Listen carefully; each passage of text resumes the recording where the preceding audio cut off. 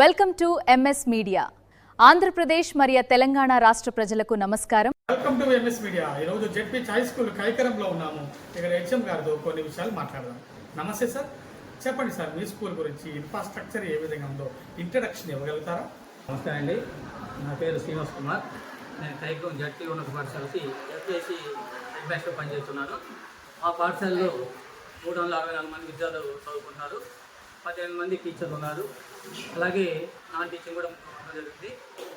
Infrastructure పరంగా మా పాఠశాలలో అందరి విద్యార్థులకి సరిపడగా బెంచ్లు ఉండటం కానీ, ఐఎఫ్బి ప్యానలు, అన్ని రకాల సదుపాయాలు కూడా మా పాఠశాలలో ఉంది. మా పాఠశాలలో ఈ చుట్టుపక్కల లేని ప్రత్యేకత ఏంటంటే ఎన్సీసీ యూనిట్ కూడా మా పాఠశాలలో ఉండడం జరిగింది. అలాగే కంప్యూటర్ ల్యాబ్ కూడా మా పాఠశాలలో ఉంది. విశాలమైన ఆట స్థలం ఉంది. అన్ని రకాలుగా అన్ని సదుపాయాలు ఉన్నాయి. అలాగే వాటర్ ప్లాంట్ ఉంది. విద్యార్థులకి ఏ విధమైన ఇబ్బంది కలగకుండా ఏవైతే స్కూల్లో ఉండాలో అన్ని వసతులు కూడా మా పాఠశాలలో ఉండడం జరుగుతుంది. అదేవిధంగా మిడ్ డే మీల్స్, పౌష్టిక ఆహారం మీ స్కూల్లో విద్యార్థులకు న్యూట్రిషన్ ఫుడ్ అందిస్తున్నారా? మా పాఠశాలలో 350 మంది విద్యార్థులకి ఆదాయ విద్యార్థులు అందరూ కూడా మధ్యాహ్న భోజనం తింటూ ఉంటారు. అందరికీ కూడా వారానికి 6 రోజులు గుడ్డు ఇవ్వడం జరుగుతుంది.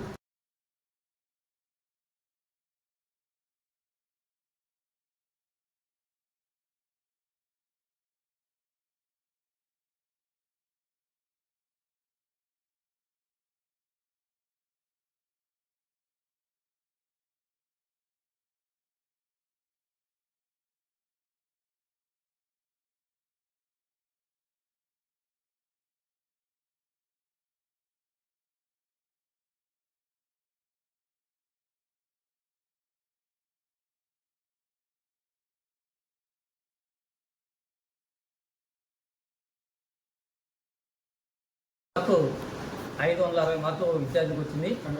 అలాగే 500 దాటిన వాళ్ళు మా స్కూల్ విద్యార్థులు 7 ఉన్నారు. ప్రభుత్వం నుంచి పిల్లలకి ఎటువంటి ఉచిత సౌకర్యాలు, సదుపాయాలు కల్పిస్తున్నారు? మా పాఠశాలలో విద్యార్థులందరికీ కూడా తల్లికి వందనం అమౌంట్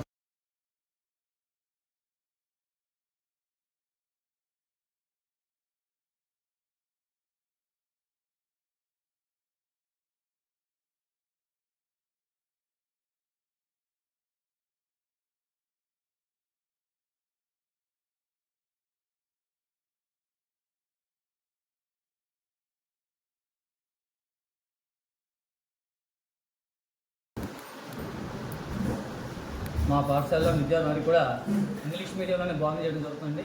వెనుకబడిన విద్యార్థులకి ప్రత్యేకంగా రెమ్యునరేట్ క్లాసులు తీసుకోవడం జరుగుతుంది. అలాగే కలెక్టర్స్ వారు కూడా విద్యా బోధన జరుగుతుంది. అలాగే ప్రభుత్వం వారు ప్రతిరోజు కూడా విద్యాజ్యోతి కార్యక్రమం ద్వారా మంచి ఉన్నత ప్రమాణాలుగా విద్యను అందిస్తున్నారు. అవి కూడా మా విద్యార్థులు చూస్తున్నారు, వీడియోలు చూస్తున్నారు. అలాగే మరి విద్యార్థులకు ఎంతో ఉపయోగపడిన ఐఎఫ్బి ప్యానల్ ద్వారా డిజిటల్ విధానాలు కూడా పాఠ్యాంశాలను బోధించగలుగుతుంది. విద్యార్థులు బాగా అవగాహన చేసుకుని మంచి ఉత్సాహంగా విద్య మీద ఆసక్తి చూపిస్తున్నారు. చివరిగా విద్యార్థుల తల్లిదండ్రులకు మీ గవర్నమెంట్ స్కూల్ గురించి ఏమని రిక్వెస్ట్ చేస్తున్నారు? మరి తల్లిదండ్రులు మీ కోరేది ఏంటంటే, మరి ప్రభుత్వం వారు ఇన్ని సదుపాయాలు కల్పిస్తున్నారు కాబట్టి మా పాఠశాలను జాయిన్ చేయడం వల్ల విద్యార్థిని ఉన్నత స్థాయికి వెళ్ళే అవకాశం ఉంటుంది. మరి ప్రైవేట్ స్కూల్కి వెళ్తే వాళ్ళు అంత డబ్బులు ఎక్కువ ఖర్చు పెట్టుకోవాల్సి ఉంటుంది. అదే మన గవర్నమెంట్ స్కూల్ అయితే ఒక పైసా ఖర్చు లేకుండా ఉన్నత విద్యా ప్రమాణాలతో, ఉచిత భోజన సౌకర్యాలతో మన పాఠశాలలో అన్ని సౌకర్యాలు కల్పిస్తూ మళ్ళీ తల్లికి వందనం కూడా 15,000 వేస్తారు. కాబట్టి మన తల్లిదండ్రులు కోరేది ఏంటంటే ప్రతి విద్యార్థి కూడా మా పాఠశాలలో చేర్పించి మీ విద్యార్థి యొక్క, మీ అబ్బాయి యొక్క భవిష్యత్తును తీర్చిదిద్దుకోవాలని కోరుతున్నాం.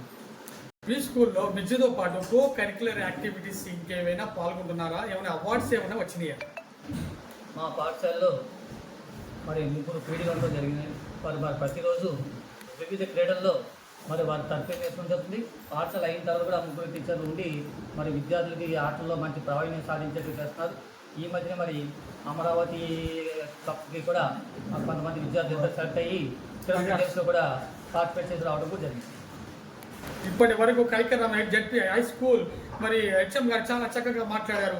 ఎందుకంటే గవర్నమెంట్ స్కూల్స్లో అనేక ఫెసిలిటీస్ ఉండగా మీరు ఎందుకని పక్కదారులు పెడుతున్నారని బాధపడుతున్నారు.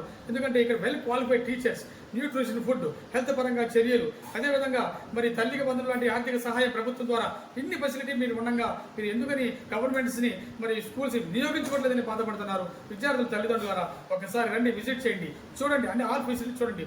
1 year చదవండి. 1 year చదివిన తర్వాత కూడా మీకు సాటిస్ఫాక్షన్ లేకపోతే మీరు మానుకోవచ్చని అంటున్నారు. విద్యార్థుల తల్లిదండ్రులారా, మన బడి మన స్కూల్ని కాపాడుకుందాం. ఇప్పటి వరకు ఈ స్కూల్ని ఇంత క్రమశిక్షణగా ఆటల్లోను, చదువులోను, విద్యలోను క్వాలిటీ ఎడ్యుకేషన్ని అందిస్తున్నటువంటి the legend HM Srinivas Kumar గారికి congratulations sir. Heartly welcome. MS media, ప్రతి చోట ప్రజల మాట.